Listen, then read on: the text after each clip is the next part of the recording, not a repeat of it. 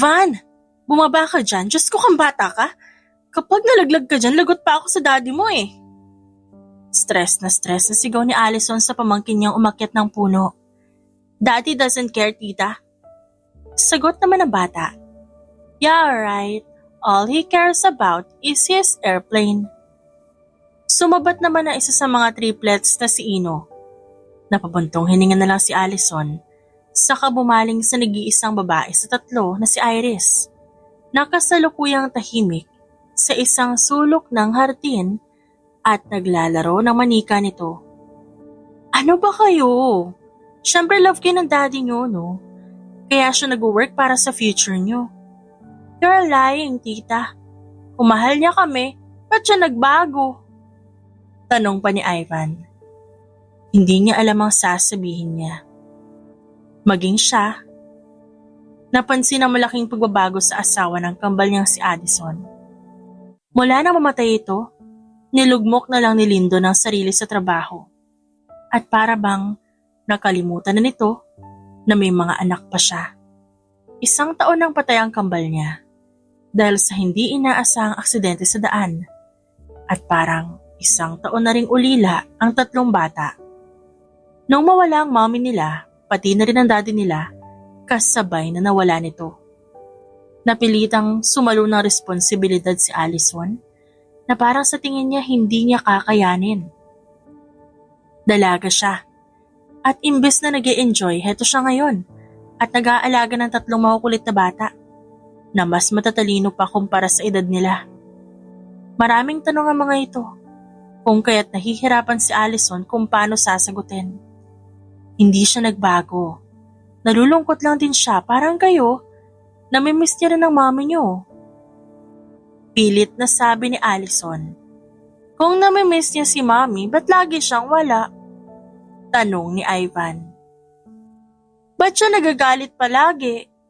Sabat ni Ino. Ba't ayaw niya kaming kausapin?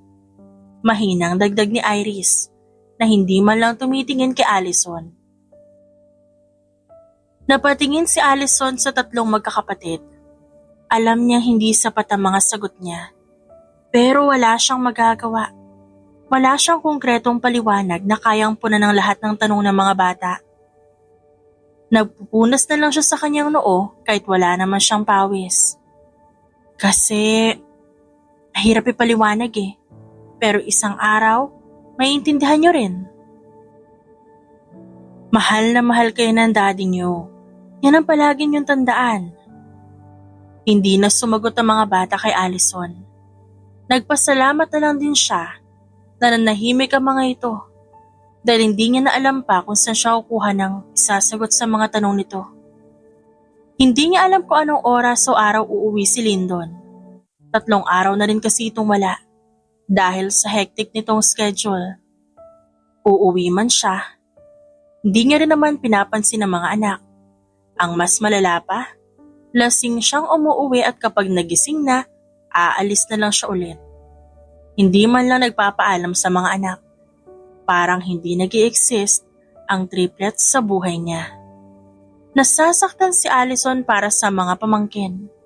Tiyak na nalulungkot ang kambal niya na naging miserable na ang iniwan nitong pamilya. At ka pa kasi namatay, Adi? Nahihirapan tuloy ako ngayon. Mahinang sabit ni Allison habang nasa puntod siya ng kambal. Hindi niya sinama ang triplets at iniwan muna sa bahay. Gusto niya rin kasing magmuni-muni muna at makapag-isip sa kung ano bang dapat niyang gawin. Sumunod na lang kaya ako sa'yo, no? Total, kasama mo naman na sina mami at daddy dyan. Ba't di na lang tayo mag-reunion dyan?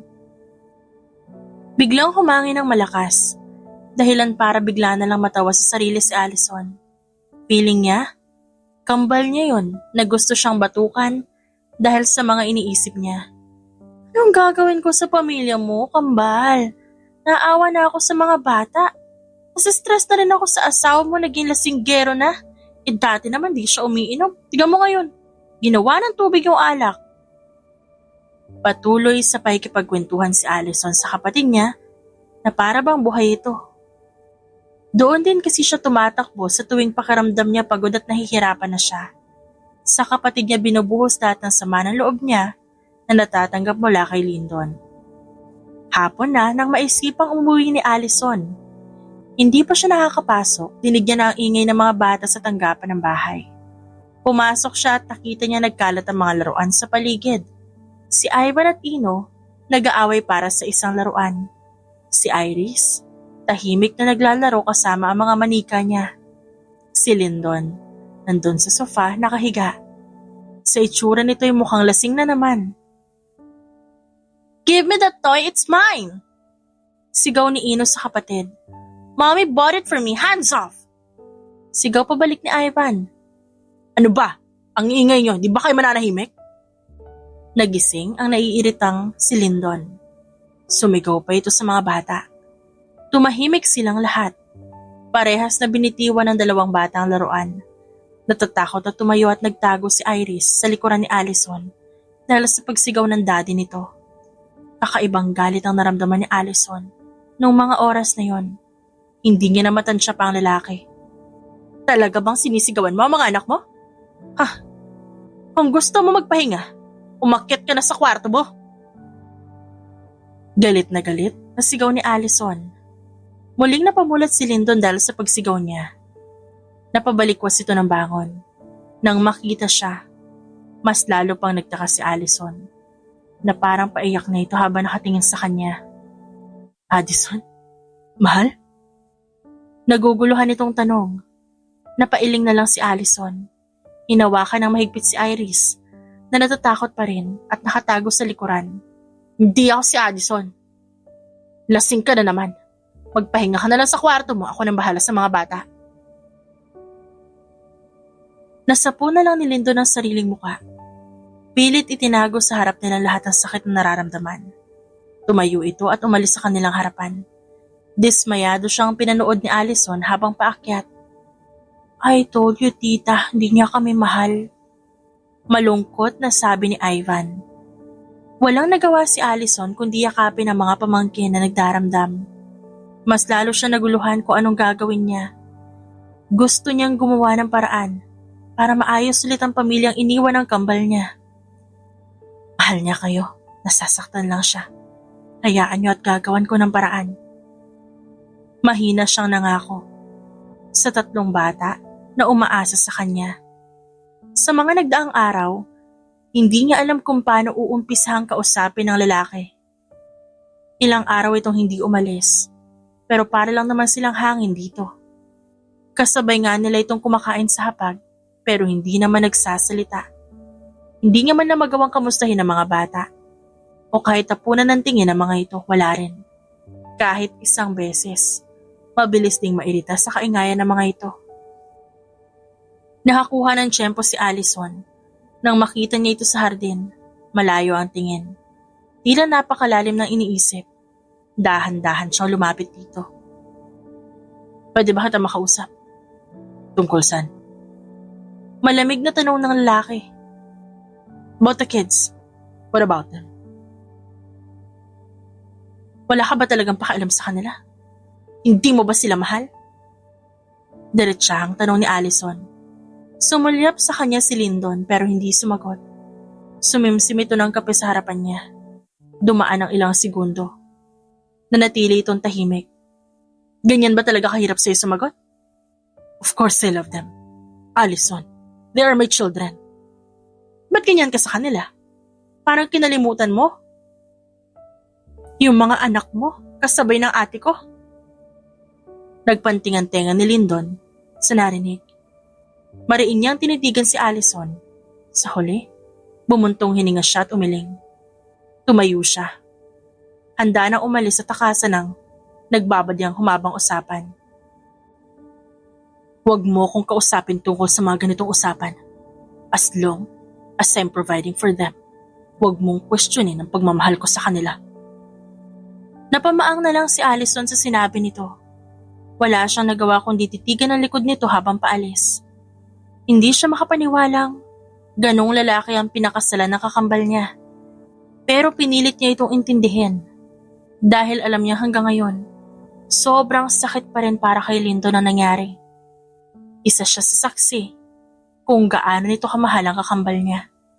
Matapos ang usapan nilang yon, ilang araw na naman itong nawala.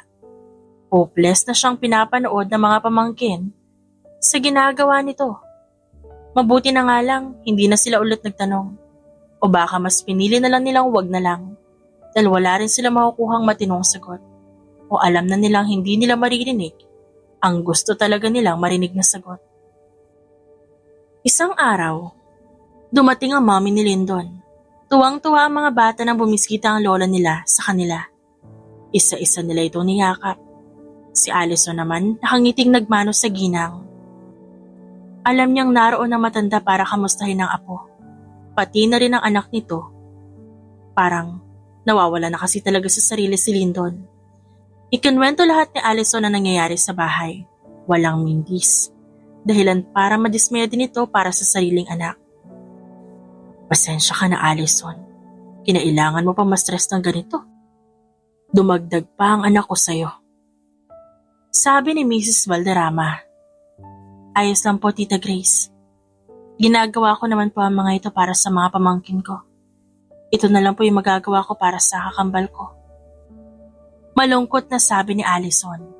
Alam mo, parehas kayo ni Addison. Bukod sa magkamukha kayo, pati sa ugali wala kayong pinagkaiba. Parehas kayo mabait at mapagmahal. Nalungkot si Allison sa narinig. Totoo ang bagay na yun. Kaya halos lahat ng tao sa paligid nila, hirap silang makilala o madistinguish. Malalaman mo lang ang pinagkaiba nila kapag tinitigan mo ng maigi. Si Allison kasi, may maliit na nunal sa itaas ng labi. At sa ibaba, habang si Addison naman ay wala. Kaya siguro hindi masyadong nararamdaman ng mga bata na wala ang mami nila kasi nandyan ka. Pakiramdam nila. Ikaw ang mami nila. Ako hindi po. Minsan nga po, hindi nakikinig sa akin yung mga batang yan. Sa mami lang daw nila sila nakikinig. Natatawang sabi ni Allison. Kung ganon, sana intindihin mo na lang. Hindi pa kasi nila gaanong naiintindihan ang ganyang bagay. Masyado sila nasanay sa mami nila. Kaya wala sigurong ibang pinakikinggan. Ano pa nga po bang gagawin? Kundi intindihin na lang. Nasasanay na rin naman po ako sa ugali nila. 1 taon na po ako nandito. 1 taon na rin nilang pinapasakit ang ulo ko. Nagtawanan na lang ang dalawa. Naubos naman ang buong maghapon ng mga bata kakalaro kasama ang lola nila. Pero bago dumilim, umuwi na rin to. Kinagabihan, umuwi si Lyndon na lasing na naman. Si Allison, nasa kusina at nagkakape. Malakas na binagsak ni Lyndon ang pinto. Suot pa ang uniforme niyang pampiloto. Agad na umalis si Allison at naabutan niyang binagsak na lalaki ang sarili sa sofa. Tsaka nagtanggal ng sapatos. Lyndon! Ano naman to? Hindi kita pinapakailaman, Allison.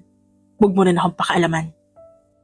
Sagot ni Lyndon na halos hindi makatingin ng diretsyo dahil sa kalasingan. Anong huwag pakailaman, ha? Nahihibang ka na ba? Palagi ka na lang ganyan. Hindi ko na alam kung paano ka pa ipagtatanggol sa mga anak mo. Para kang walang pamilya. Ano bang gusto mo? Sigaw ni Lyndon. Gusto kong bumalik ka sa sarili mo. Gusto kong makita ng mga bata yung dating tatay nila. Alam mo ba kung anong sinasabi nila, ha? Sa edad nilang 6, pakiramdam nila iniwan mo na rin sila. Hindi ko na alam kung ano pang isasagot ko sa tanong nila. Iniisip nila hindi mo sila mahal. Hindi nila naiintindihan. Halos madurog ang puso ni Lyndon sa nararamdamang sakit. Nag-umpisa nang mamasa ang kanyang mata. Anong hindi nila maintindihan? Ang mga anak mo, Lyndon, 6 na taon lang sila. Pero kaya nilang maramdaman na hindi sila mahal ng tatay nila. Kaya nilang maramdaman na binabaliwala mo sila. Tumahimik si Lyndon. Tila natigilan. Di mo sila pwedeng iwan ng ganito. Dahil kung di ka babalik sa kanila, ako na lang ang tatay o nanay at tatay nila. Ilalayo ko sila sa'yo. Kung magpapatuloy kang ganyan, ikaw ang mawawalan. Hindi mo naintindihan ang sakit. Hindi ba? Ano bang alam mo sa nararamdaman ko? Ha? Akala mo ba hindi rin ako nahihirapan? Ha? Sinalo ko yung responsibilidad ng kambal ko kahit mahirap. Nasasaktan ako para sa mga bata. Hindi lang naman ikaw nasasaktan sa pagkawala ni Addison ah. Nasasaktan tayong lahat. Ikaw, ako, at ang mga bata.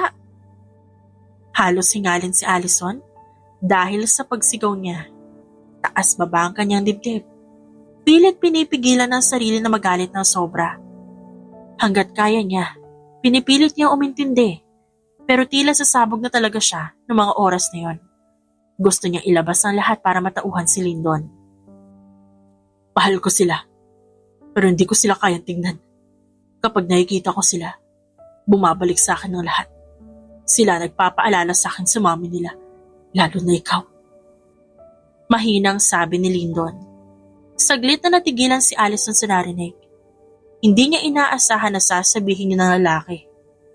Hindi niya alam na nahihirapan pala itong makita siya. Bumuntong hininga si Allison. Kaya mo. Kailangan mong kayanin. Kailangan mong kayanin na makita sila dahil mga anak mo sila. Kahit gaano kahirap. Pilitin mong kayanin dahil ikaw ang tatay nila. Hindi ko kayang punan ng espasyo mo sa buhay nila. Pamilya ka nila, Lyndon. At higit sa lahat, ikaw ang kailangan nila. Hindi ako kung sino pa man, ikaw lang. Muling natahimik si Lyndon. Pinunasan niya ang muka at tila noon lang lumabas lahat ng bigat na pinapasan niya. Bukas susubukan ko. At doon nagtapos ang usapan nilang dalawa. Napahinga na lang na malalim si Allison dahil nagkaroon siya ng pagkakataon na makausap si Lyndon ng ganon. At umaasa siya na sana nabuksan nga ang puso't isip nito at sana maging bukas ulit ito sa mga bata. Sa kabilang dako naman, umiiyak si Lyndon. Tila maraming napagtanto sa naging pagtatalo nila ni Allison. Mas inalala niya ang sariling nararamdaman. Nakalimutan niya ang sariling mga anak. Ang akala niya siya lang ang nasasaktan at nahihirapan sa pagkawala ng asawa niya. Kinabukasan, nagising si Allison sa tunog ng mga batang nag-uusap sa kusina. Pagbaba niya, natigilan na makita si Lyndon na nakatayo sa tabi ng lamesa. Gising na ang tatlong magkakapatid at tahimik na pinagmamasa ng kanilang ama. Daddy? Unang nagsalita si Ivan. Good morning. Sagot ni Lyndon. Medyo nag-aalangan pa ang tono nito. Pero malinaw na gising na ang diwa. Gusto niyo bang kumain? Kumain? Ikaw ang nagluto? Tanong ni Ino. Napakunot pa ng noo. Natagalan bago sumagot si Lyndon. Naaalala niya kasi yung mga panahon na nakikita niyang nagluluto ng almusal ang asawa niya habang tulog pa ang mga anak nila. Muli na namang dumaan ang sakit sa kanyang muka. Parang anumang oras hihinto na lang ulit siya sa ginagawa at aalis na lang. Pero ayaw niyang biguin ang mga anak. Oo, pasensya na kung hindi kasing sarap ng luto ng mami niyo. Tahimik ang mga bata. Walang gustong gumalaw. Tila hindi makapaniwala. Pinapanood lang nila ang daddy nilang sinusubukang gumawa ng mukha ng mga hayop sa pancake na niluluto nito. Daddy, di ka aalis? Tanong ni Iris. Hawak pa rin ang manika niya. Di muna. Gusto ko makasama kayo. Mahinang sagot ng lalaki. Hindi makagalaw si Allison sa kinatatayuan. Natutuwa kasi siya sa nakikita. Hindi niya akalaing susubukan talaga ni Lyndon. Talaga? Tanong ni Ivan. Hindi pa rin makatingin ng direkta sa ama niya. Oo, sorry ha. Sorry kung pakaramdam niyo iniwan ko kayo. Di ko dapat ginawa yun. Galit ka ba sa amin, Daddy? Tanong ni Iris. Hindi. Kahit kailan di ako nagalit sa inyo. Mahal na mahal ko kayo. Unti-unting lumapit si Ivan at umupo sa tabi ng mesa. Sumunod si Ino. Si Iris nagdadalawang isip pa. Pero bumitaw din sa manika niya at sumama sa dalawa. Sa unang pagkakataon mula nang mamatay si Addison, tahimik silang nag-almusal na magkakasama. Nakatayo lang si Allison sa tabi. Pinagmamasa ng tagpong hindi niya inakalang mangyayari pa. Napangiti na lang siya ng bahagya at sa isip niya may pag-asa pa. Pagkatapos ng almusal, dinala ni Lindo ng mga bata sa park. Pinanood ni Allison mula sa malayo habang nakasakay ang tatlo sa swing at tinutulak ng ama nila ang dating mabibigat na tanong ng mga bata, tila nabawasan kahit papano. Natutuwa siyang makita na masaya ang mga pamangkin niya. Natutuwa rin siya na makita si Lindo na sinusubukang ibalik ang loob sa mga bata. Napatingin na lang siya sa itaas na langit. Bumubulong sa sarili na sana masaya rin nakakambal niya sa nakikita nito. At maya-maya pa, nagtakbuhan ng mga bata papalapit sa kanya. "Tita, come join us!" Masayang sabi ni Ivan. Habang hinihila siya patayo, pinagtutulungan siyang hilahin ng triplets. Kaya naman natatawa siyang nagpatianod sa mga ito. "Ano pa naman kayo? Idadamay niyo pa talaga ako. Dapat, makipag-play ka rin sa amin," sabi ni Iris. At wala na siya nagawa. Pinanood lang sila ni Lyndon hanggang sa paupuin ng mga bata si Allison sa isa sa mga swing. Tulong-tulong nilang tinulak si Allison. Pero dahil sa mga bata pa ang mga ito, hindi nila kaya. "Ano? Kala nyo kaya nyo ako itulak, no?" Natatawang sabi ni Allison. "Daddy, ikaw nga mag-push ng swing. Tita Allison is so mabigat. Di namin kaya." Maarting utos ni Iris sa daddy niya.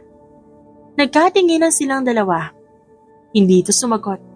Pero dahil gusto nga ni Lyndon bumawi sa mga bata, sinunod niya ang gusto ng mga ito. Dahan-dahan niyang tinulak ang swing kung saan nakaupo si Allison. Hindi malaman ni Allison kung anong gagawin niya. Ilaw na lang siyang natawa, habang ang mga bata ay tuwang-tuwa na pinapanood siya.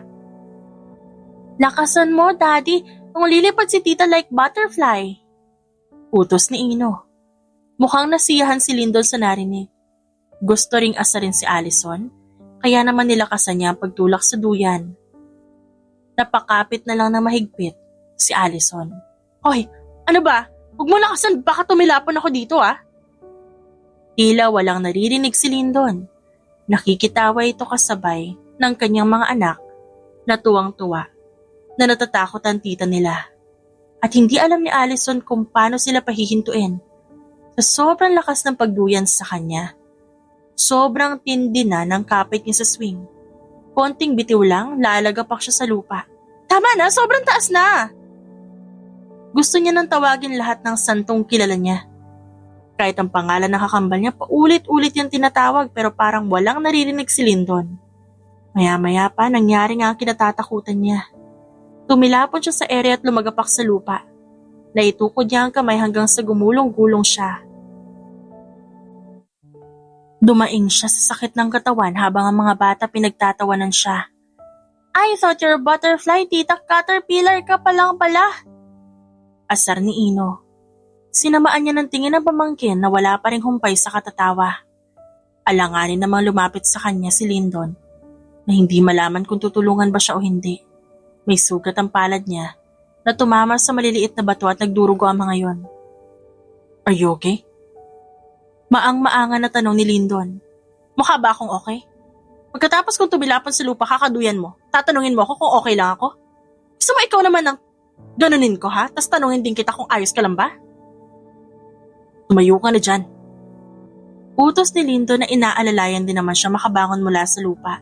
"Huwag mo ako hawakan, baka di kita matansya." "What? Hindi ko kasalanan na hindi ka kumapit na mabuti. Tsaka you want the kids to enjoy, right? Tignan mo, masaya naman sila." Nakakaloko pang sabi ni Lyndon. Halos umusok na ang ilong ni Allison sa galit. Sinamaan niya ng tingin ng lalaki na tila walang pakialam at natawa lang sa reaksyon niya. Pinagpagan ni Allison ang buo niyang katawan na parang sinalo lahat ng alikabok. "Bahala kayong mag-aama dyan, uuwi na ako." Nagdadabog siyang umalis pero wala man lang pumigil sa kanya. Mas lalo pa siya nagalit nang marinig ang tawanan. Halata namang tinatawanan pa rin siya ng mga ito habang naglalakad siya palayo. Peste. Nagsanib puwersa ang mga baliw. Kapag ako nainis, lalayasan ko kayo eh.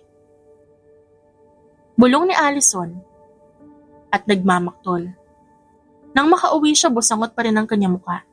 Dumiretso siya ng kwarto, naligo ulit at nagkulong na lang buong maghapon. Nakatulog siya sa sobrang inis. Nagising na lang siya sa isang pagkatok sa pinto. Si Lyndon, nasa labas ng kanyang kwarto. Hindi na namalayan ni Allison ang pag-uwi ng mga ito. Nang sumilip siya sa labas ng kanyang bintana, madilim na. Wala siyang balak lumabas. Naiinis pa rin siya. Pero wala ring tigil ang pagkatok ni Lyndon at pagtawag sa kanya. Allison, kakain na. Kayo na lang kumain. Di ako nagugutom. Saad ni Allison, wala talagang balak tumayo at lumabas. Hindi sumagot si Lyndon. Pero ilang sandali, bumalik ito kasama ang 3 anak. Sila naman na nangulit sa labas ng pinto at tumawag ng tumawag. Tita, you're too old para magtampo. Sabi ni Iris. Allison, ano ba? Huwag mo na patagalin, lumabas ka na. Tati, masyado siyang maarte. Singit ni Ino. Hindi siya maarte. Galit lang siya kasi nagmukha siyang kalabaw kanina. Sabat ni Iris. Hoy, naririnig ko kayo ah. Tita Allison, parang ang laki naman ng kasalanan namin. Natawa na lang si Allison sa sinabi ng pamangkin. Ang totoo, kay Lyndon siya naiinis dahil sa ginawa nito. Nadadamay lang ang mga bata dahil pinagtawanan niya. Hindi man lang siya hinabol na umalis siya at hinayaan lang talaga siyang umuwi. Kasi hindi kayo marunong mag-sorry. Sorry na po. Sabay-sabay na sigaw ng 3 bata sa labas ng kanyang kwarto. Napabuntong hininga si Allison. Kahit ano talagang gawin niya, hindi niya matiis sa mga ito. Makukulit man at matitigas ang ulo, mahal na mahal niya pa rin ang mga bata. Bumangon si Allison at binuksan ang pinto. Apology accepted. Pero kayo na lang kumain sa baba. No, tita. Gusto ka namin kasamang kumain. Pagmamakaawa ni Iris. Di ako nagugutom. Di kami aalis hanggang di ka sumasama. Banta ni Ino. Lyndon, paalisin mo na itong mga anak mo. Inis na sabi ni Allison. Good luck dyan. Mas matigas pa yung ulo ng mga yan kaysa sa akin. Natatawang sagot ng lalaki. Napabuntong hininga si Allison. Fine. Bababa ako kung magsasorry ang daddy niyo. And you'll stop talking and laughing about what happened earlier. Daddy, mag-sorry ka na. Yun lang pala ang gusto ni tita. Napaangat ang kilay ni Lyndon, pero sa huli, nagpakawala na isang malalim na hininga. Sorry. Umirap si Allison. Kahit mukhang labag naman sa loob nito ang paghingi ng tawad, tinanggap niya na lang kesa wala. Okay, kumain na tayo. Pagdating nila sa dining area, nandoon na ang pagkain. Tahimik na umupo si Allison pero panay ang bulungan ng mga bata. Sinasali pa si Lyndon at nagtatawanan pa ang mga ito. Iris, ano ba yan? Sinabi ko na huwag niyo nang pag-usapan, di ba? Di naman namin pinag-uusapan. Sagot ni Iris. Oo nga, tita. Sinasabi lang namin kay daddy na ang tapang mo. Matapang? Bakit? Kasi kahit bumagsak siya, di siya umiyak. Paliwanag ni Ino. Biglang natahimik si Allison. Tumawa si Lyndon. Umigil ka, Lyndon ah. Mahinang sambit niya, tila nagbabanta. What? It's not me. Yung mga anak ko yun. Alam niyo, kung di kayo titigil, lalayasan ko kayo. Bahala kayo maghanap na ibang mag-aalaga sa inyo. Biglang natigil si Lyndon sa pagsandok ng pagkain. Napatingin nito kay Allison, bakas sa mukha ang gulat at pagtutol. Ano sabi mo? Tanong nito, seryoso ang tono. Biglang natahimik ang mga bata. Si Iris, lumingon kay Allison, halata nagpipigil ng emosyon. Tita Allison, huwag ka po umalis, sino na mag-aalaga sa amin? Oo nga tita, kung wala ka, paano na kami? Sabi naman ni Ivan. Si Ino, tahimik na yumuko. Tila iniisip ng mabuti ang sinabi ni Allison. Napabuntong hininga siya. Nagbibiro lang ako. Huwag niyo naman agad seryosohin. Akala niyo kayo lang marunong mang-asar ah? Kahit binawi ni Allison ang sinabi, halata sa mukha ng mga bata na hindi sila natatawa. Tumayo si Iris at lumapit sa kanya. Promise, di na po kami mang-aasar, wag ka lang umalis. Gumuhit ang guilt sa puso ni Allison. Alam niyang mali ang sinabi niya, lalo na't alam niya kung gaano kaimportante sa mga bata ang presensya niya simula na mawala ang mommy nito. Napailing siya at hinawakan ng kamay ni Iris. I'm sorry, Iris. Di ko dapat sinabi yon. Hindi ako aalis, promise. Promise talaga? Tanong ni Ivan at halos mapaiyak ito. Promise talaga. Kaya itigil niyo na yung drama, parang telenovela na tayo dito. Sagot niya at mas mahinahon na. Napangiti si Lyndon, tila nabunutan din ng tinik sa dibdib. Good. Ngayon, back to normal na tayo. May sasabihin ako. Ano naman yan? Tanong ni Allison dito. 1 week akong walang flight. Naisip ko mag-book ng bakasyon sa Palawan. Tuwang-tuwa ang mga bata sa narinig. Sa beach, Daddy? Sigaw ni Ino. Tumatalon pa. Okay, ingat kayo. Sabi ni Allison. Kasama ka. Ayoko. Family bonding yan eh. Hindi dapat ako kasama kaya kayo na lang. Ang arte mo. You're part of the family kaya sumama ka. Wala akong panahon sa mga drama mo ah. Kailangan ka rin ng mga bata. Ayoko nga. Sabi niya naman kay Lyndon. Nagsusungit ito? Magsusungit din siya. Tita Allison, please. Napatingin siya sa mga bata nang sabay-sabay itong sumigaw. Nandoon ang 3 pares ng mata na nagmamakaawa at parang hindi niya kayang tanggihan. Ba't ba ako isasama? Tanong niya. Kasi kailangan ka namin. Oo nga, at saka mas masaya kung kumpleto. Di naman talaga kami pupunta kung di ka kasama. Saad ng mga bata. Napabuntong hininga si Allison. Fine, pero ayoko na makulit sa beach ha. Promise! Sigaw ng triplets sabay-sabay. Napangiti si Lyndon. Natutuwang. Makita kung paano ang kakulitan ng mga bata pagdating kay Allison. Hindi niya nakitang gano'n ng mga bata kay Addison. Makukulit ang mga ito pero isang saway lang ng mommy nila kapag nangungulit tumitigil na sila. Kay Allison kahit bakas na ang pagkairita sa mukha ng babae, hindi sila tumitigil makuha lang ang gusto. Palibhasa alam nilang hindi sila matitiis ng tita nila. Dumating ang araw ng pag-alis nila, lahat sila nakahanda na. Excited ang mga batang sumakay ng sasakyan. Walang tigil ang bibig ng mga ito habang nasa biyahe at hanggang sa eroplano. Halos hindi rin sila natulog, panay ang pag-iingay. Hindi naman makuha ang sawayan ni Allison dahil maging siya natutuwa para sa mga pamangkin. Bumabawi talaga sa kanila si Lyndon. Ang tagal na, mula nung huli niya makita na ganun kasaya mga bata. Kaya nagpapasalamat siya sa lalaki at sinusubukan nitong ibalik ang pagsasamahan nila ng mga anak. Sa isip niya sana magtuloy-tuloy na yon para kapag dumating ang araw na maayos na ang lahat, pwede niya na ring iwan ang mga bata.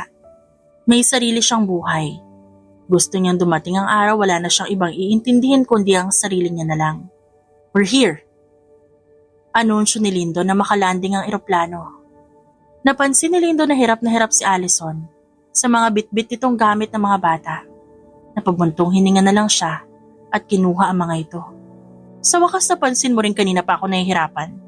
Tutulungan mo rin naman pala ako. Inis na maktol ni Allison. Teka lang, magpasalamat ka na lang kesa magreklamo. Sabi ni Lyndon, habang inaayos sa mga gamit sa likod ng van na maghahatid sa kanila sa resort. Kung di mo kasi ako sinama dito, hindi ko kailangan magbitbit ng ganito karami. Natawa si Lyndon. O sige, next time di ka namin isasama. Hindi rin, Daddy. Gusto namin laging kasama si Tita. Sabat ni Iris mula sa loob. Oo nga, Daddy. Pag wala si Tita, wala mag-aalaga sa amin. Tama. Si Daddy kasi laging busy. Napatigil si Lyndon at tumingin kay Allison. Tumikim ito at nagsimulang sumakay ng van bit-bit ang mas magaang mga gamit. Ang drama ng mga anak mo. Sabi niya, pilit na iniiwasan ang mas seryosong usapan. Pagdating nila sa resort, agad na bumungad ang malawak na dalampasigan. Ang buhangin ay tila pulbos sa kaputian. Ang dagat kasing linaw ng salamin at nagbabago ang kulay mula sa turkesa hanggang asul habang lumalayo. Ang hangin, presko, dinadala ang amoy ng alat ng dagat na nakapagpapasaya ng damdamin. Wow! Sabay-sabay na sigaw ng triplets bago nagtakbuhan patungo sa dalampasigan. Allison, ang bilis nila, habulin mo? Biro ni Lyndon habang nag-aayos ng mga gamit. Hindi ko trabaho habulin yung mga yan. Sagot niya, pero napangiti habang pinagmamasa ng kasiyahan ng mga bata. Pagkatapos maiayos ang lahat ng gamit, tumabi si Lyndon kay Allison na nakatayo sa lilim ng isang puno at pinapanood ang mga bata. Ang saya nila, no? Siyempre, kanina pa excited yung mga yan eh. Tahimik silang nagmasid. Dinadama ang katahimikan ng lugar na tila saglit na tumigil ang mundo. Sa malayo, naririnig ang tawa ng triplets habang nagtatampisaw sa tubig at nagtatakbuhan sa buhanginan. Salamat, Allison. Biglang sabi ni Lyndon sa mababang boses. Napatingin naman ang babae kay Lyndon. At ka nagpapasalamat sa lahat ng ginawa mo para sa mga bata. Alam ko hindi madali. Matitigas ang ulo nila pero nagtiyaga ka. Di lahat gagawin yan. Wala yun. Mahal ko ang mga pamangkin ko eh. Huminga ng malalim si Lyndon. At sorry. Sa isang taon na halos sa pabayaan ko sila, naging makasarili ako. Hindi ko inintindi kung ano mararamdaman nila. Napatingin si Allison dito. Hindi niya inaasahan ng ganong salita. Mahal mo naman sila, di ba? Siyempre. Mabilis na sagot ni Lyndon. Good, kasi marami pang oras para bumawi. Mahalin mo sila ng doble o higit pa. Kailangan nila yon. Wala na ang mommy nila, ikaw na lang meron sila. Natigilan si Lyndon. Tila pinoproseso ang sinabi ni Allison. Sa kabila ng seryosong usapan, ngumiti siya. Kasama ka rin naman nila. Di ko sila anak. Pero ikaw ang tita Allison nila. At sa tingin ko, importante yon. Hindi na sumagot si Allison. Napatingin siya sa mga bata. Na walang ginawa, kundi gumawa ng kastilyong buhangin. Isang maliit na ngiti ang gumuhit sa labi niya. Kinagabihan, nagtipon-tipon sila sa gilid ng dagat para sa isang bonfire. Ang mga triplets, masiglang nagkukwentuhan habang kumakain ng marshmallows. Si Allison naman nakaupo sa isang camping chair pinagmamasa ng mga bata. Daddy, si Tita Allison ang storyteller namin ngayong gabi. Saad ni Ino. Tama, gusto namin kwento ng tita eh. Pwede ba akong tumanggi? Tanong ni Allison. Hindi. Napatawa si Lyndon. Sige na, Allison. Kwento mo na yung paborito nilang kwento. Okay, pero pagkatapos ito matutulog na kayo ha. Promise! Sigaw ng triplets at nagsimula siyang magkwento habang ang apoy ng bonfire sumasayaw sa dilim ng gabi. Nagbigay si Allison ng kwento tungkol sa isang prinsesang matapang na hinarap ang lahat ng hamon upang protektahan ang kanyang kaharian. Matapos ang kwento, mahimbing nang natutulog ang mga triplets sa kani-kanilang tent. Si Allison at Lindo naman, nanatili sa labas, pinagmamasdan ng maaliwalas na kalangitan na punong-puno ng bituin. Alam mo, Lyndon, buti na lang dinala mo sila rito. Tuwang-tuwa sila. Oo nga. Salamat ulit sa pagsama. Hindi siguro sila magiging ganito kasaya kung wala ka. Ngumiti si Allison. Huwag mo na akong bulahin, ako ang nanalo. Nanalo sa ano? Nanalo sa kahabaan ng pasyensya na sobrang kulit ng mga anak mo. Natawa silang dalawa. Sa gabing yon, kahit saglit, tila nalimutan nila ang bigat ng mundo at piniling maging masaya. Unti-unti, pakiramdam ni Allison, bumabalik na si Lyndon sa dati. Kung paano niya ito unang nakilala. Binago lang ng sakit si Lyndon. Pero sa likod nito, nandun pa rin ang lalaking mapagmahal at gagawin ang lahat para sa pamilya niya. Kinabukasan nagising sila sa ingay ng mga bata. Pasikat na ang haring araw. Nagtatakbuhan na ulit ang magkakapatid. Nang bumangon si Allison, nag-umpisa na rin si Lindo na ayusin ang tent nila at mag-aalmusal na. Pagkatapos nilang kumain, nasa tabing dagat ulit sila at naghahanda para maligo hanggat di pa mainit. "Let's go swim, tita!" Aya ni Iris kay Allison. "Marunong ka ba lumangoy?" Tanong naman niya sa pamangkin. "Oo naman, tinuruan ako ni Daddy." "Talaga? Si Ivan at Ino marunong din ba?" Tanong ni Allison habang tinutulungan si Iris na ayusin ang kanyang goggles. "Mas magaling kami kay Iris," saad ni Ivan at Ino at nagtatakbo papunta sa dagat. "Di naman totoo yan," sagot ni Iris. Tumawa bago mabilis na sumunod sa mga kapatid. Si Allison nakangiti habang pinagmamasa ng mga ito. Iba talaga ang saya ng mga bata. Tinanggal niya ang tsinelas, inapak ang paa sa malamig na buhangin, at sumunod din sa dalampasigan. Sa tubig, parang walang kapaguran ng triplets. Nagkakatuwaan sila, nagpapaligsahan kung sino ang pinakamatagal na nakalutang. "Tita, halika dito, turuan kita mag-backfloat." Sigaw ni Iris habang ginagaya ang posisyon ng katawan ng isang starfish. "Marunong ako niyan, ang dali-dali lang, ayoko lang mabasa masyado." Sagot niya. "Takot ka lang malunod, tita." Asar ni Ivan habang impit na tumatawa. "Hoy, hindi ako takot ah. Huwag kayo magulo." Hindi nagtagal, sumali na rin si Lyndon sa tubig. Pinagtutulungan siya ng mga bata, sinabuyan ng tubig at kinaladkad sa mas mababaw na bahagi. "Ang daya nyo, 3 kayo laban sa akin." Reklamo ni Lyndon pero halata naman nag-enjoy. "Dapat kasi Daddy marunong ka lumaban." Si Allison naman hindi maiwasang kunan ulit ng litrato ang mag-aama. Tumayo siya sa gilid, hinanap ang tamang anggulo at nag-click ng ilang beses. Habang tinitignan ang mga kuha, biglang bumalik sa alaala niya si Addison. Gustong-gusto rin ng kakambal niya mga ganong sandali. Ang mga simpleng bagay na nagdudulot ng kasiyahan sa pamilya. Napansin ni Lindo na ginagawa ni Allison. "Pinipicturean mo ba kami?" Tanong niya. Nakangiti habang tinutulungan si Ino na umahon sa tubig. "Oo, ang cute niyang tignan. Lalo na nung sinabuyan ka nila ng tubig." "Sigurado ako hindi flattering yun." Sagot ni Lyndon na tatatawa. "Di mo sure, Lyndon? Photogenic ka pala."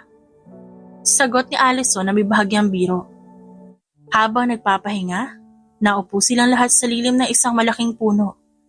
Ang mga bata abala sa pagkain ng merienda. Si Lyndon at Allison tahimik na nag-uusap. Hindi nila mapigilang magbalik tanaw sa nakaraan. "Naalala mo ba? Nung una mo ako nakilala?" "Paano ko makakalimutan? Napaka-formal mo nun.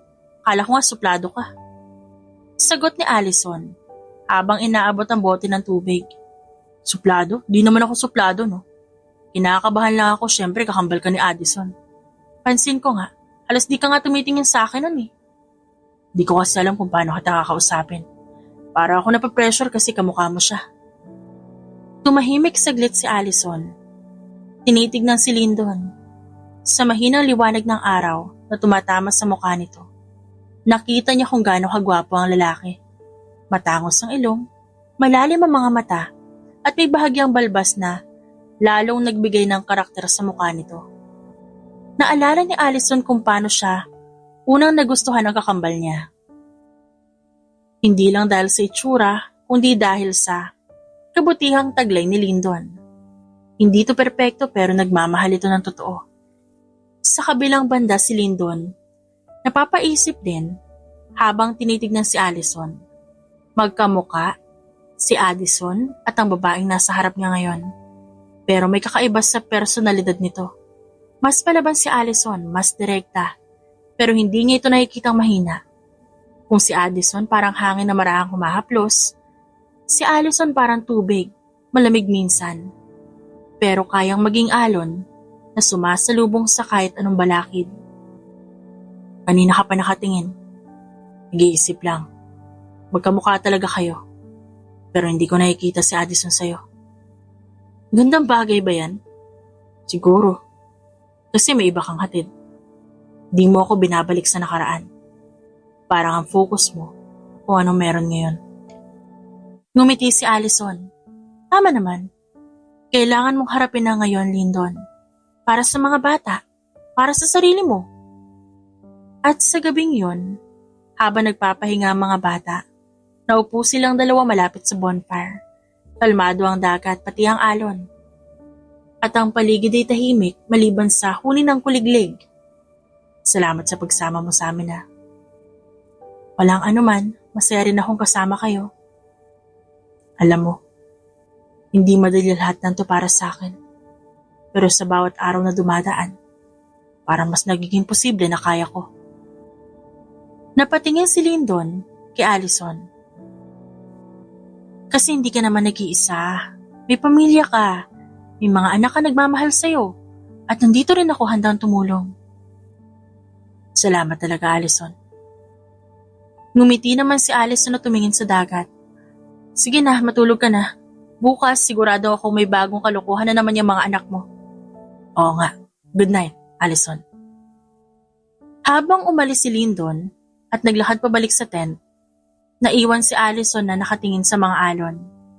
Napahawak na lang siya sa kanyang dibdib para sa kaibang pakiramdam. Wala na ang lalaki, pero parang nagbigay ito ng kakaibang dating kahit wala na ang presensya nito sa tabi niya. Hindi yun maganda. Isang pakiramdam na parang kailangan niyang iwasang mabuo. Sa kabilang banda, ganon din ang nararamdaman ni Lyndon. Mabilis ang tibok ng kanyang puso. Hindi niya alam kung bakit ganon ang naging hatid ni Allison sa kanya. Kakaiba at parang mahirap maintindihan. Lumipas ang mga araw, hindi man lang sila masyado nag-uusap. Nararamdaman naman nila ang tensyon sa isa't isa. Pilit na lamang nilang iwinawakli sa pamamagitan ng triplets na walang ibang ginawa kundi pagurin sila. Pang-5 araw nila sa Palawan. Nakapag-island hopping na rin sila at free diving. Pero, hindi sumasama si Allison. Nanatili lang siya sa bangka dahil hindi naman siya marunong lumangoy. Nag-e-enjoy lang siya sa pagtitig sa magandang scenery. Isang araw na lang. Uuwi na rin sila. Sinusulit na nila ang oras. Si Allison, kahit takot sa tubig, pinilit niyang sumabay sa mga pamangkin.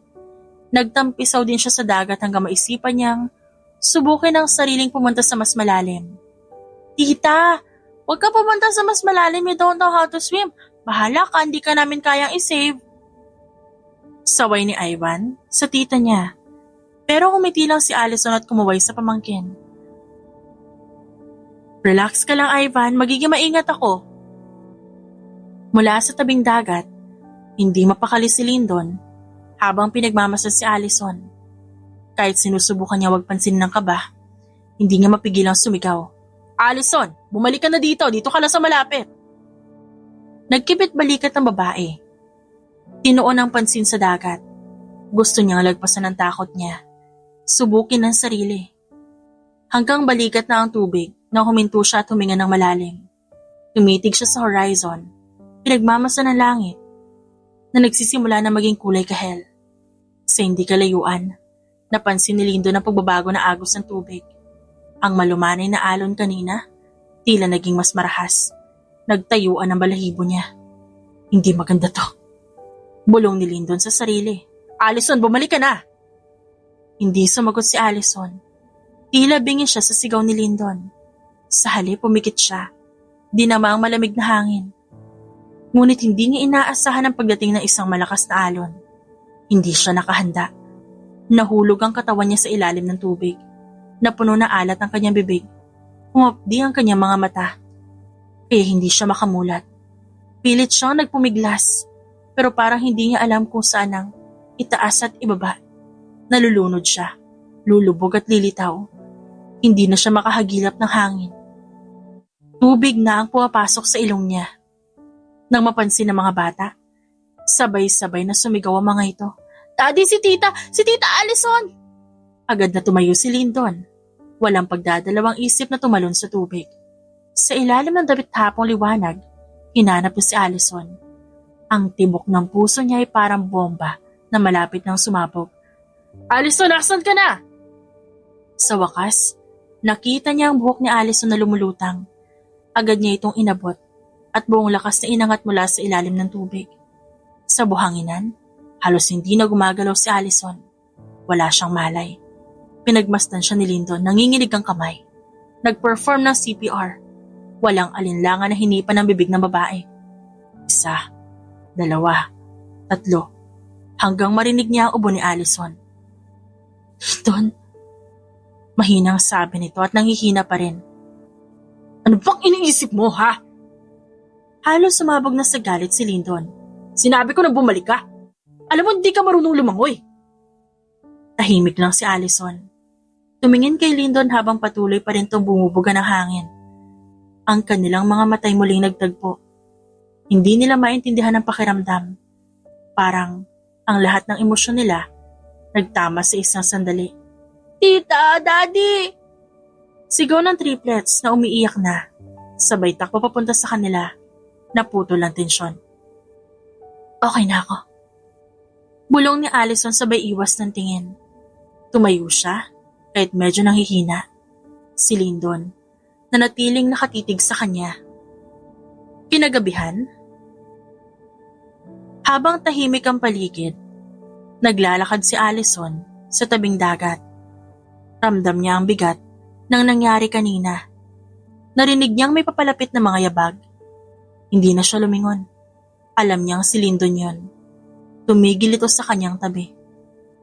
Ano bang naisip mo? At pumunta ka sa mas malalim? Basag dito sa katahimikan. Gusto ko lang lagpasan ng takot ko. Lagpasan? Muntik mo nang isugal ang buhay mo. Ngayon, alam ko nang sa'yo nagmana ng katigasan ng ulo ang mga anak ko. Nag-alala ako. Paano kung nawala ka rin sa amin? Paano ang mga bata? Sandali siyang tumahimik. Tinignan ng alon na patuloy pumapalo sa dalampasigan. Di ko naman gusto mag-alala ka. Ayoko maramdaman mo yun. Di ko rin gustong maramdaman yun pero tinakot mo ko. Tinakot mo pati ang mga bata. Nagkatitigan sila. Mas matagal kaysa sa kanina. Tahimik pero punong-puno ng mga salitang hindi nila masabi ang paligid. Bakit ka ba nagmamalasakit ng ganito? Hindi agad sumagot si Lyndon. Pero sa kanyang mata, tila naroon ang sagot na ayaw niyang sabihin. Alam mo na ang sagot dyan. Natigilan si Allison. Sa kauna-unahang pagkakataon, ramdam niya ang bigat na emosyon na matagal niyang iniiwasan. Hindi siya sigurado kung anong isasagot. Dahil ba, kambal ka na asawa ko, tita ka ng mga anak ko. Natural lang na magmalasakit din ako sa'yo. Putol ni Lyndon kay Allison, pero alam niya sa sariling hindi lang yun ang sagot. Daddy, tita! Sigaw ni Iris mula malayo. Naputol muli ang usapan. Nagkatinginan silang dalawa, sabay lakad pabalik sa mga bata. Ngunit sa ilalim ng bituin, alam nilang may nagbago sa pagitan nila. Pagbalik nila sa Maynila, nanatili ang tensyon sa pagitan ni Lyndon at Allison. Hindi ito mapansin ng triplets dahil abala sila sa pagbabalik eskwela. Ngunit si Allison, pilit na iniiwasan ang pagkakataong mapag-isa silang dalawa ni Lyndon. Sa mga hapunan, kapag magkasabay sila naghahanda ng pagkain, palaging nauuna si Allison na umalis. Kapag nagtatanong si Lyndon, palagi may dahilan ng babae. May gagawin, may tawag, o sadyang tahimik lang. Minsan, habang naglalaro sa garden ng triplets, binasag ni Iris ang katahimikan. Tita, pwede ba ikaw na lang maging mommy namin? Napahinto si Allison. Ang tanong, nag-iwan ng mabigat na hangin. Si Ivan at Ino, na narinig ang sinabi ni Iris, agad sumang-ayon. Oo nga, ikaw na lang ang mommy namin. Kaso, hindi pwede. Wala kami ibang mommy kundi si Mommy Addison, di ba? Dagdag ni Ino. Napatingin si Allison sa tatlong bata. Naramdaman niya ang kirot na dulot ng mga salita ni Ino. Totoo naman, wala siyang karapatan na palitan si Addison sa buhay ng mga ito. Mahal ko kayo bilang tita niyo, pero wala makakapalit sa mami niyo. Lagi niyo siyang alalahanin, ha? Kasi mahal na mahal niya kayo. Mahinahon niyang sabi. Tahimik na tumango ang triplets. Ngunit, hindi nila naintindihan ang bigat na usapan. Tumakbo ang mga ito pabalik sa laruan. Iniwan si Allison na tila nawalan ng lakas. Kinagabihan nagpatuloy ang pag-iwas ni Allison kay Lyndon. Alam niyang napapansin to ng lalaki. Ngunit wala siyang magawa. Hanggang isang gabi, natigil si Allison sa kalagitnaan ng paghuhugas ng pinggan nang biglang tumayo si Lyndon sa likod niya. Allison, ano nangyayari? Ano ibig mong sabihin? Pag-iwas niya, umiiwas ka, ramdam ko. Alam ko ramdam mo rin ang tensyon sa pagitan natin. Pero gusto ko marinig mula sa iyo bakit. Napahinga siya ng malalim. Pilit nilalabanan ng damdaming bumabaha sa kanya. Pero hindi niya kaya. Lumingon siya kay Lyndon. Hinaharap ang lalaking matagal niya ng tinatakasan. Kasi nahihirapan ako. Mahina, pero puno ng emosyon. Ano ibig mo sabihin? Hindi ko na kaya ang ganito, Lyndon. Hindi ko kaya magpanggap na normal ang lahat habang nararamdaman ko to. Ano nararamdaman mo, Allison? Na nagugustuhan kita. Naputol ang usapan. Halos mahulog ang baso sa kamay ni Lyndon. Si Allison nanginginig ang buong katawan habang iniiwas ang tingin. Pero malito. Asawa ka ng kambal ko. Kapatid mo ako sa mata ng mga anak mo. Hindi dapat ito nangyayari. Sinisira ko lahat. Hindi agad sumagot si Lyndon. Matagal siyang tumingin kay Allison bago nagsalita. Akala mo ba hindi ko iniisip yan? Pero ano magagawa ko kung nararamdaman ko rin? Stop! Stop! Please! Please, Lyndon, stop! Hindi tumigil si Lyndon. Allison, alam ko mahirap. Alam ko mali. Pero hindi ko maitatanggi yung nararamdaman ko. Hindi ito tungkol kay Addison. At lalong hindi ito tungkol sa pagiging magkamukha niyo. Ikaw to, Allison. Ikaw mismo. Gusto rin kita. Napatitig si Allison sa kanya.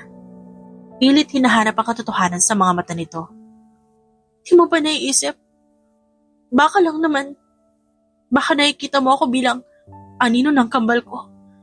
Baka nagugustuhan mo lang ako dahil kamukha ko siya o baka dahil naaawa ka sa akin. Kung awa to, hindi ako magiging ganito. Kung anino ka lang, hindi kita hahayaang guluhin at sirain ang mundo ko. Tahimik na umiyak si Allison. Sinubukang alisin ang bigat na bumabalot sa puso niya. Kung ganon, bakit mali pa din ang pakiramdam ko? At parang ang lahat ng to, isang pagkakamali na hindi natin kaya itama. Napabuntong hininga si Lyndon habang nakatitig kay Allison. Hindi niya alam kung paano aayusin ang sitwasyon. Na tila lalo lamang silang ginikipit sa isa't isa. Pero hindi niya rin kayang bitawan ang nararamdaman niya. Umiling muli si Allison. Kailanman hindi magiging tama to. Paano magiging tama ang bagay na nagsimula sa maling konteksto? Paano mo masasabing tama ito? Kung ibig sabihin, sisirain natin ang alaala ni Addison. Hindi ko kayang buwagin ang iniwan niya, Lyndon. Tumahimik si Lyndon. Napabuntong hininga bago nagsalita ulit. Allison, hindi mo sinisira ang iniwan ni Addison. Hindi mo rin pinapalitan ang lugar niya sa buhay namin. Nananatili siya mahalaga sa akin at lagi siya magiging ina ng mga anak ko. Pero hindi ko kaya isang tabi ang katotohanan na nagugustuhan na kita. Napatingin si Allison sa kanya. Ngunit agad ding umiwas ng tingin. Napaikot si Allison at tumalikod kay Lyndon. Ngunit hindi ito umatras. Lumapit siya at mula sa likuran, niyakap siya nito. Hindi siya makagalaw. Pero hinayaan niya lang ang sarili na damhin ang init ng katawan ni Lyndon. Bakit di natin subukan, Allison? Alam ko matutuwa rin ang mga anak ko. Napapikit si Allison. Tila pinipilit takasan ng tanong. Ngunit sa halip na sagutin si Lyndon, huminga siya ng malalim at lumayo sa lalaki. Nang humarap siya rito, iniwasan niya ang tingin nito. Ayoko nang pag-usapan to. Aakyat at magpapahinga na ako. Sa mga sumunod na araw, nakaiwas si Allison sa lalaki dahil sa sunod-sunod itong flights. Hindi niya alam na nahihirapan at naguguluhan na rin si Lyndon. Totoo ang nararamdaman niya para kay Allison. Ni minsan hindi niya nakita ang dahilan ng pagiging kambal ni Allison sa dati niyang asawa. Basta nagising na lang siya isang araw, gusto niya na ang babae. At mas tumindi pa ito noong nagbakasyon sila. Hindi alam ni Lyndon ang gagawin niya. Hindi niya kayang hindi siya pinapansin ni Allison. Lahat gagawin niya upang mapansin ulit siya nito. Kahit pa bumalik sa pagkakataon na palagi sila nag-aaway dahil ang madalas yung pag-uwi na nakainom. Kahit yun na lang ang bumalik kasi hindi siya kausapin ng babae. Sa kabilang banda, hindi na alam ni Allison kung anong gagawin niya. Habang mas tumatagal na naroon siya at nakikita niya ang lalaki, mas tumitindi ang nararamdaman niya dito. Gulong-gulo na ang isip niya at gusto niya na lang umalis. Pagkalipas ng ilang linggo, mas lumala ang tensyon. Wala na masyadong usapan sa pagkainan. Tanging ang mga triplets na lang ang nagpupuno ng katahimikan. Isang gabi, umuwi si Lyndon na lasing mula sa flight. Tulog na ang mga bata at si Allison na lang ang gising. Abala sa pag-aayos ng gamit sa sala. Napansin niyang bumagsak sa sofa si Lyndon, walang imik. Tahimik niyang pinapanood ito habang natutulog. Napansin niyang tila may bigat sa mukha nito. Parang may kinikimkim na sakit. Napansin niyang bahagya itong umiti habang nakapikit. At narinig niyang mahinang pagbanggit ng pangalan ng kambal niya. Ang bawat salitang binanggit ni Lyndon habang natutulog, parang kutsilong tumusok kay Allison. Ang pangalan ng kanyang yumaong kapatid ay pumasok sa kanyang pandinig, kasabay ng isang masakit na bighati. Alam niyang mahal na mahal pa rin ni Lyndon si Addison. At kahit anong gawin ni Allison, hindi niya kayang punan ng pagkatao nito sa buhay ng lalaki. Habang pinagmamasdan si Lyndon, naramdaman ni Allison ang bigat. Alam niyang hindi pa rin ganap na nakaka-move on ng lalaki sa asawa nito. Gusto sana niyang magbigay ng lakas at magpatahan. Ngunit hindi niya kayang gawing magaan ang lahat. Sa bandang huli, si Addison pa rin ang iniisip nito. At siya, isa lang siyang anino ng nakaraan. Hindi nakayanan ni Allison ang pagtingin sa mukha ni Lyndon. Tahimik siyang naglakad palayo, lumabas ng bahay at naglakad sa garden. Ang malamlam na ilaw ng buwan ang tanging saksi sa paglalaban ng kanyang damdamin. Hindi siya pwedeng magpatuloy ng ganito. Kailangan niyang magdesisyon. Kailangan niyang lumayo. Hindi lang dahil sa iniiwasang nararamdaman, kundi ayaw niyang maramdaman na gusto lang siya nito dahil isa siyang multo ng kanyang kambal. Kinabukasan, maaga pa lang gumising na si Allison. Buo na ang desisyon niya. Tahimik siya nag-impake ng gamit. Hindi niya na hinayaan pang maabutan siya ng mga bata at magising ang mga ito. Pinuntahan niya na lang ang mga ito sa kwarto, pinatakan ng mga halik sa noo. Kailangan niyang umalis nang hindi nila nalalaman. Nagpaalam lang siya sa kasambahay, pero hindi niya sinabi kung saan siya pupunta. Pumunta muna siya sa puntod ng kambal niya at doon siya umiyak. Pasensya na, Adi. Kailangan ko na iwan ng mga anak mo. Hindi ko naman to gustong gawin. Pero hindi pwedeng mas lumalim pa yung nararamdaman ko sa asawa mo. Sana hindi ka galit sa akin, ah. Sana naiintindihan mo. Nakita ko rin kasi kung ano nakita mo kay Lindo noon. Tama ka. Hindi nga siya mahirap mahalin. Pero kailangan ko umiwas hanggat maaga. Napuno ng pagtangis ang tahimik na lugar. Nang makontento siya, tsaka siya nagpatuloy sa pag-alis papunta sa kanilang probinsya. Bandang tanghali nagising si Lyndon sa ingay ng triplets. Una niyang hinanap si Allison. Ngunit napansin niyang wala ito sa paligid. Nang makita niya ang sulat sa lamesa, agad niya itong binuksan. Patawad, hindi ko ito masabi ng harapan. Ang totoo, kailangan ko nang umalis. Gulong-gulo na ako. At ang mas makabubuti para sa lahat yung lumayo na lang ako. Mahal mo si Addison. At mahal mo ang mga anak niyo. Wala akong karapatan na guluhin ang mundo niyo. Alam ko naguguluhan ka. At gusto kong bigyan ka ng espasyo para malaman ko ano talaga yung gusto mo. Huwag mong pababayaan ang mga bata, ha? Sila ang buhay mo. Kahit wala ako, alam kong kaya mo mag-iisang mabuting ama sa kanila. Huwag mo na ako subukang hanapin. Magiging maayos naman ako kung nasan man ako. Nalamukos ni Lindon ng papel. Hindi siya makapaniwala sa nabasa. Tumayo siya, agad hinanap ang gamit ni Allison.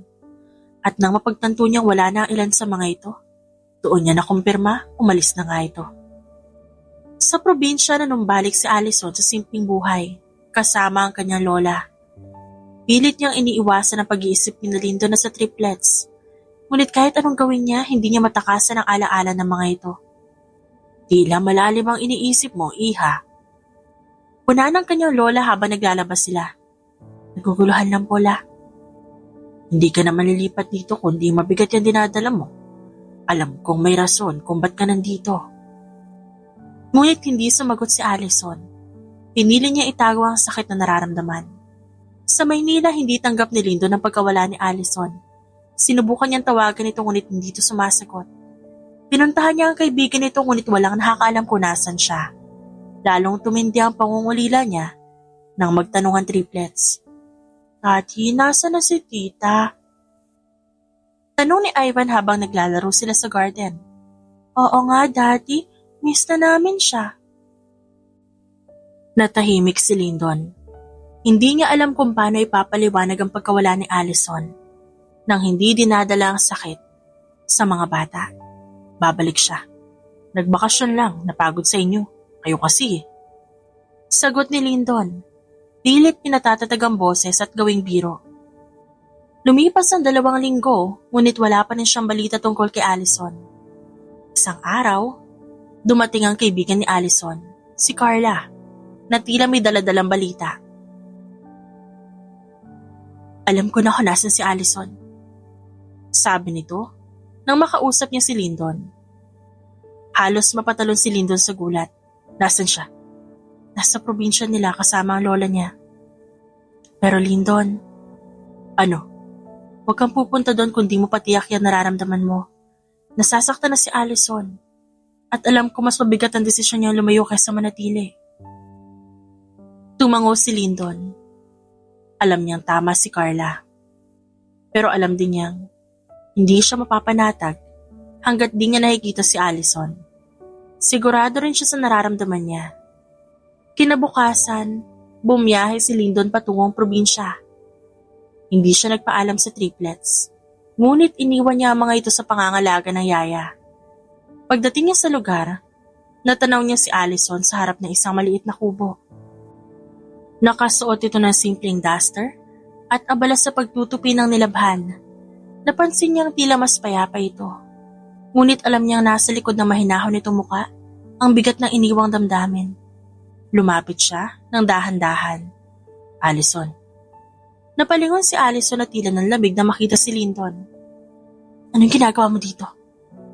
Tanong niya at halatang hindi inaasahan ang pagdating ng lalaki. Hindi kita kaya mawala. Lindon, hindi ito tama. Kaya nga ako lumayo Dahil alam ko hindi tama yung nararamdaman natin. Sagot ni Allison. Pilit pinipigilan ang panginginig ng boses. Hindi mo ba naririnig ang sarili mo? Hindi mo ba nararamdaman na kahit anong pilit nating iwasan to, hindi pa rin nawawala? Allison, mahal kita. At sigurado ako sa nararamdaman ko to. Hindi mo pwedeng sabihin yan. Hindi mo pwedeng basta nalang itapon yung alaala ni Addison para sa akin. Hindi ko tinatapon ang alaala niya. Mahal ko si Addison. At nasa puso ko siya nandito. Pero hindi ibig sabihin, hindi na ako pwedeng magmahal ng iba. Hindi ibig sabihin, hindi na kita pwedeng mahalin. Ang hirap-hirap mo umintindi. Dahil hindi kita kayang bitawan. Napatakip ng mukha si Allison. Umiyak ng tahimik. Sa kabila ng gulong nararamdaman, isang bagay ang sigurado niya. Hindi rin niya kayang kalimutan si Lindon. Bumalik sila sa Maynila. Kailangang harapin ni Allison ang katotohanan. Ayaw niyang pigilan ang sarili niya. Gusto niyang maging masaya. At alam niyang kung nasaan man ang kakambal niya, masaya din ito para sa kanya. At para sa 3 anak. Tita Allison, akala ko di ka na babalik. Sigaw ni Iris. Niyakap niya ang mga bata. habang umiiyak. Sorry. Sorry kung hindi nagpaalam si tita sa inyo. Hindi ko na ulit kayo iiwan. Hindi ko nahahayaang iwan mo pa kami ulit. Tita Allison, ayaw naming mawala ka, sabi ni Ino. Pinisil ni Allison ang mga kamay ng triplets. Pangako hindi na mauulit. Tumango ang mga bata. Nagkatinginan sila ni Lyndon at parehas silang umiti sa isa't isa. Tinutok ni Lyndon ang mata kay Allison. At sa kanyang boses, may kalakip na sinseridad at pagmamahal. Alam ko, Allison, na hindi mo ito ginusto. Pero kahit anong mangyari, gusto kong malaman mong mahal kita. Hindi dahil sa kambal ka ng asawa ko, kundi dahil sa kung sino ka bilang ikaw. At ang mga salitang iyon, parang ulan na dumaan sa puso ni Allison. Tinatangayan lahat ng takot at pangarap na hindi nasabi. Walang salitang makakapagpaalis ng pagkabigat ng kanyang puso. Ngunit sa isang simpleng pangako ni Lyndon, natagpuan niya ang lakas na ipagpatuloy ang lahat ng ito. Humarap siya kay Lyndon at niyakap ng mahigpit ang lalaki. Puno ng pasasalamat at pag-ibig na hindi niya kayang itago pa. Nagyakap silang dalawa kasama ang triplets. Mahal kita. Mahal ko kayo. Bulong ni Allison sa kanya, sabay haplos sa buhok ng mga bata. Mahal din kita, Allison. Mahal na mahal ka namin ng mga bata. Habang naroon sila sa gitna ng magkahalong emosyon at pananabik, natutunan nila ang mahalagang aral sa buhay. Ang pagmamahal, hindi limitado sa nakaraan o isang tao. Ang pagmamahal, na tunay ay umuusbong, tumutubo, sumisibol, lumalago, batay sa kasalukuyan at sa mga taong pinili nating mahalin. Si Lyndon, si Allison at ang triplets nagpatuloy sa kanilang buhay. Puno ng bagong simula. Ang buhay na may pagmamahal na hindi batay sa anino ng nakaraan, bagkus sa lahat ng bagong alaala, sa lahat ng pagsubok, bawat tawanan at yakap. Doon nila nahanap ang tunay na pagmamahal. Pagmamahal na hindi nakakulong sa nakaraan, kundi sa bawat akbang na tinatahak nila sa kasalukuyan. At sa pagkalipas ng ilan pang taon, tuwang-tuwa ang triplets nang malamang ikakasal si Lyndon at Allison. Patuloy pa ring bumibisita si Allison sa puntod ng kanyang kapatid at magulang. Paulit-ulit siyang humihingi ng tawad at nagpapasalamat. At ipinapangako ni Allison na aalagaan niya ang mga bata sa abot ng kanyang makakaya. Isang biyaya ang ibinigay sa kanila ng poong may kapal. Makalipas ang ilang buwan pagkatapos ng kanilang kasal, napag-alaman nilang buntis si Allison sa kambal at wala nang ibang mahihiling pa si Lyndon, kundi kapayapaan para sa kanilang pamilya. Alam niya na mahal niya si Addison. Minahal niya ang babae, naging asawa niya ito at ito ang ina ng kanyang mga anak. Ngunit narito si Allison. Ito ang kanyang kasalukuyan. Ito ang nagbibigay liwanag sa kanyang madilim na mundo. Ito ang nagpapasaya sa kanyang mga anak. At bibigyan pa siya ng panibagong anak. Kaya wala na siya mahihiling pa, kundi kapayapaan sa puso ng bawat isa. Masayang masaya si Lyndon. Masaya si Allison. Lalong-lalo ang triplets.